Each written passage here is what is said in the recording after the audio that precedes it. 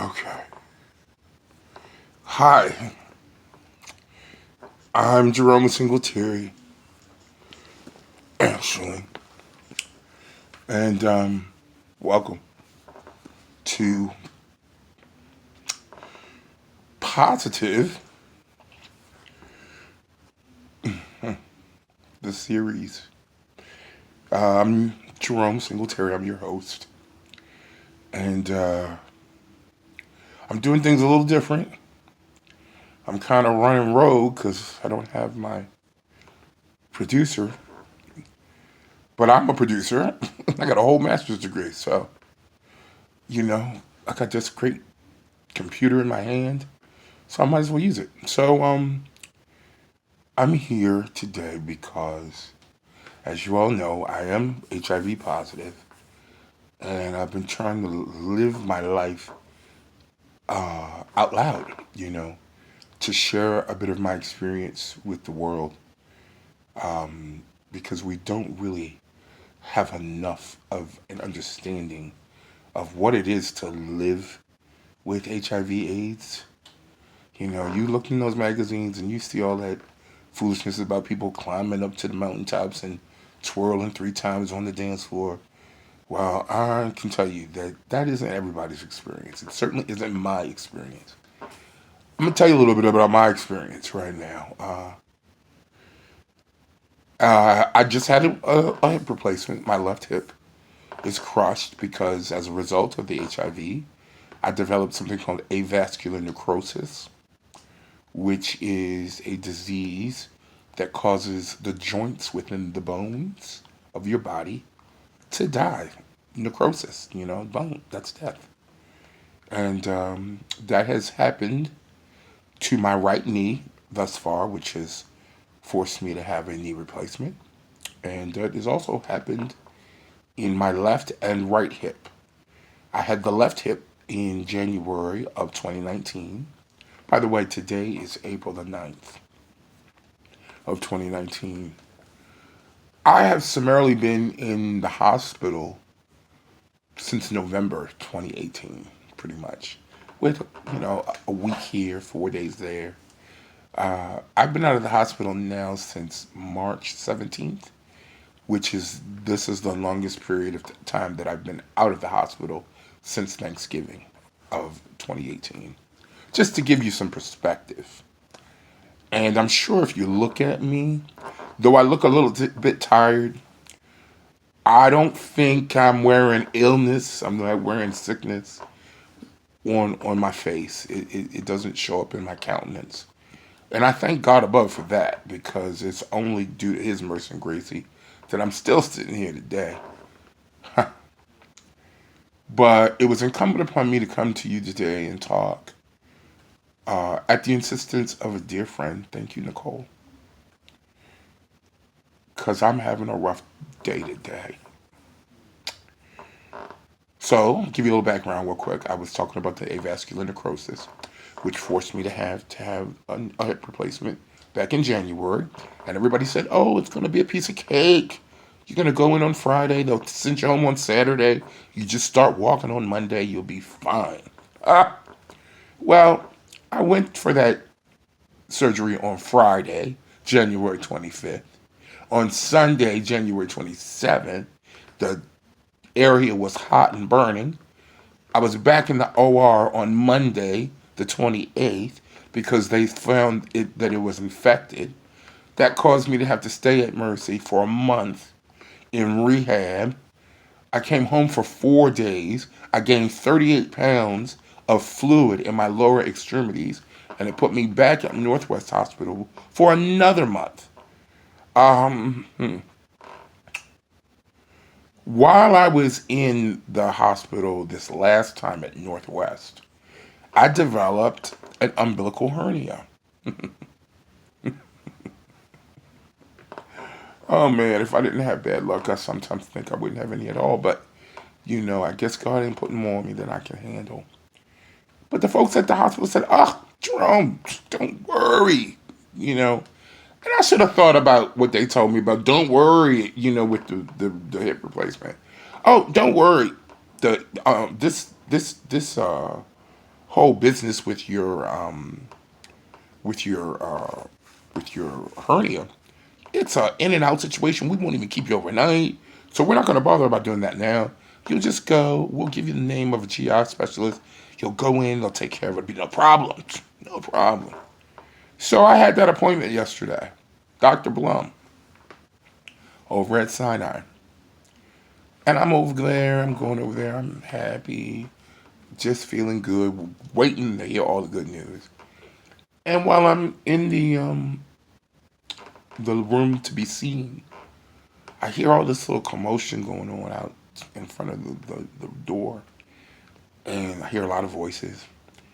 The next thing I know, one doctor comes in, and then a second doctor comes in, and a third doctor comes in. So I'm like, what in the world? Well, everybody wants to get a look at me because my file came over, and it was 266 pages. Yeah, I'm 47. I have a 266 page dossier that follows me from hospital to hospital.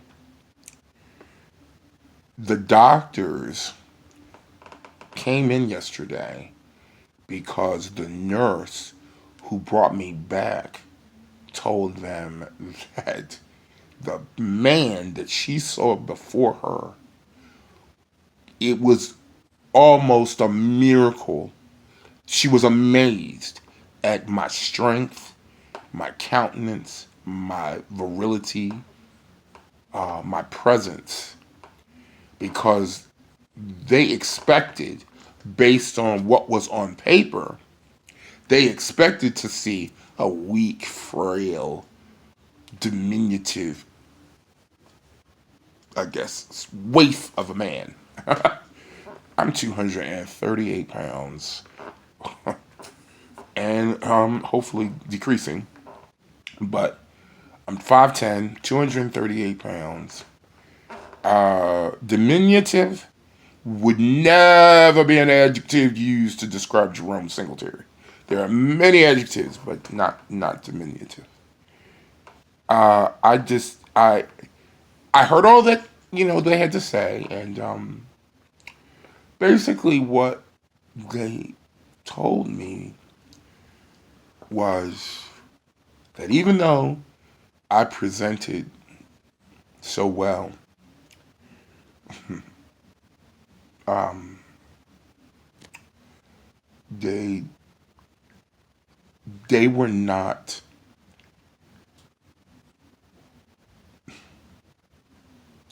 they were not quick to take me on. Uh, my physiology report is such that, given the fact that I had the hip replacement in January, and I am scheduled to have the right hip replacement in June. Oh, yes, for those of you who didn't know, my right hip is also dead. So I'm doing both of them. Well, because I have that surgery scheduled, they said, Mr. Singletary, for you, this hernia, it's not so simple, and it's not so in and out. And basically, we're telling you that if we put you on the table, there's a high risk that you're not coming off of it.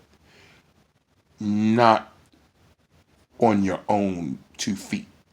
You'll come off of it, but it'll be feet first. And it was kind of like I got my face cracked because I immediately went my mind and I thought about Joan Rivers. I'm going to tell you why. I'm a big fan of Joan Rivers. God rest her soul. I miss her every day.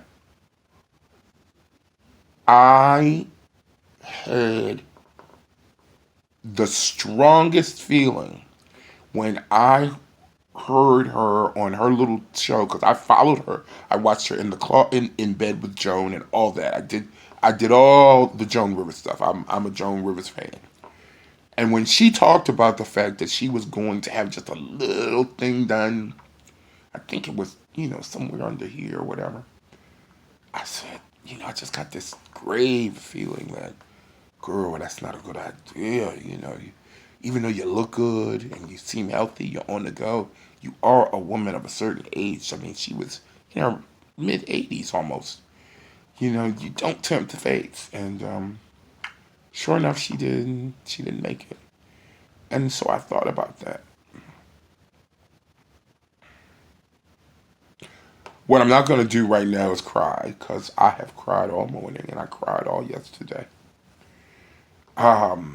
Because I recognize that for as much discomfort and pain as I am right now, with this nasty thing protruding from my belly button, my navel. I'm an innie, by the way, and now I am a supreme outie. And I'm not even gonna gross you out by showing it to you. But basically, I fought it and I debated it and I challenged it, everything that the doctor said. And you know what? I ultimately got them to relent. And they gave me,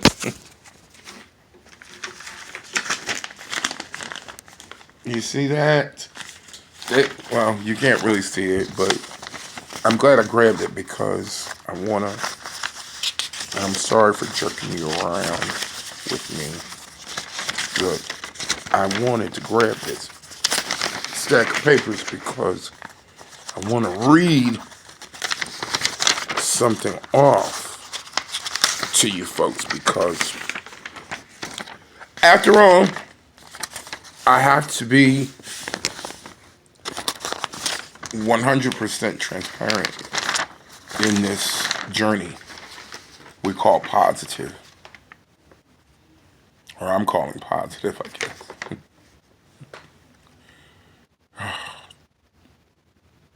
Determined to remain positive.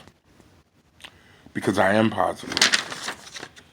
And trying to live in all facets of the meaning of the word positive, beyond just its negative connotations with respect to my illness.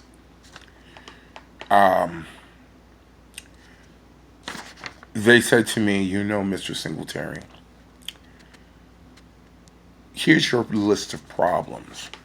Now, the first one is really odd to me because I've never heard this before.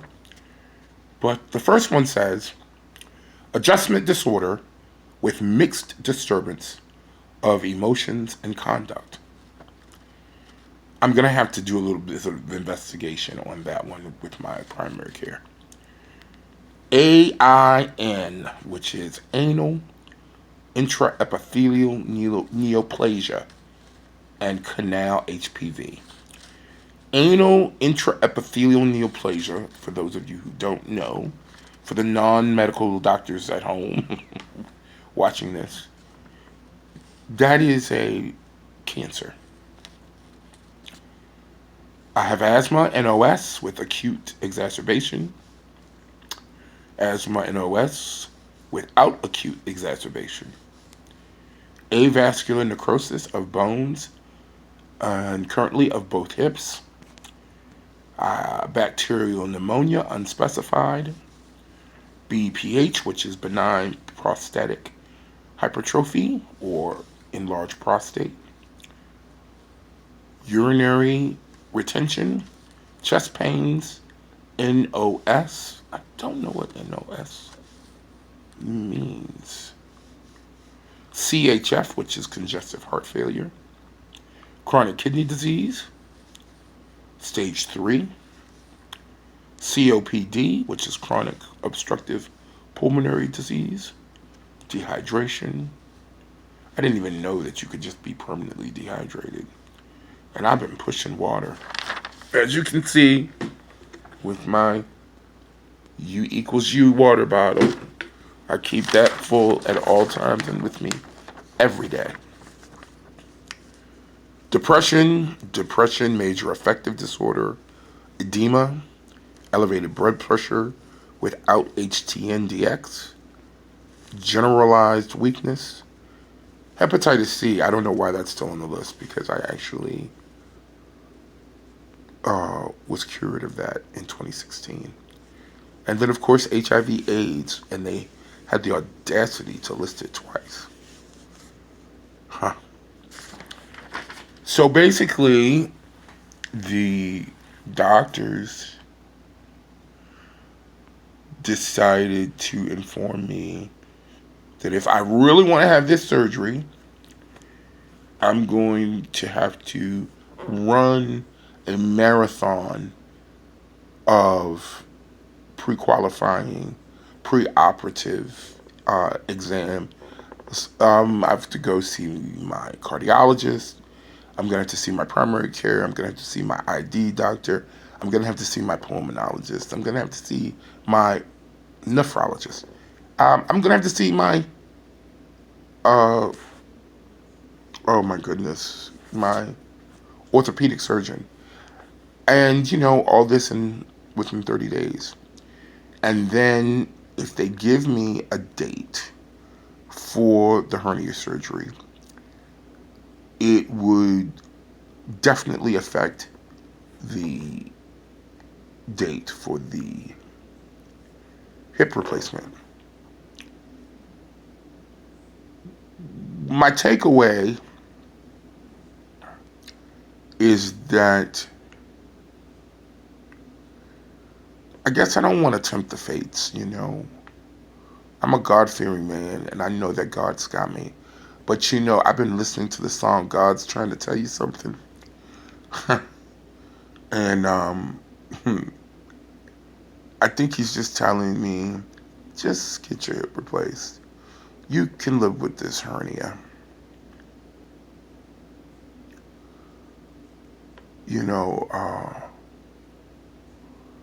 But it was hard to hear the words come out of that doctor's mouth that said, Mr. Singletary, your physiology report, based on this dossier we have in front of us, that is you, scientifically, you are an unwell man.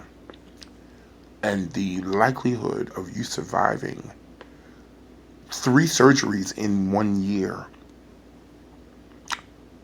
it's not good. Probability is not on your side. And I'll be honest with you guys, in spite of everything that I've gone through, I've never really come to a point where I feel sick. And I'm not going to let that make me start feeling sick. I'm not going to let that make me start feeling sick. No, I'm not going to cry. I'm not going to cry.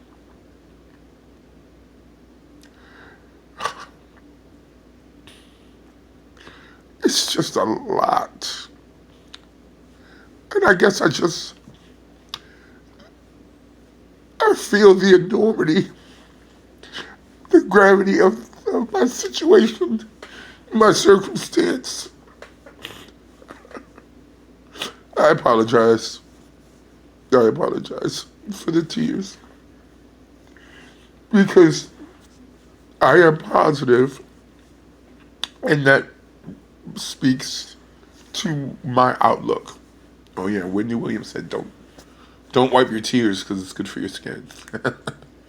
But I guess there's no hope for my skin anyway, so, high school and puberty and pimples pretty much destroyed any chances of Jerome having good skin.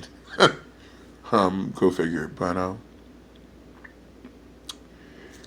I am not gonna let what those doctors said to me yesterday change my countenance or redefine how I perceive myself. I'm not sitting here saying to you that I think that I'm well or that I'm so healthy,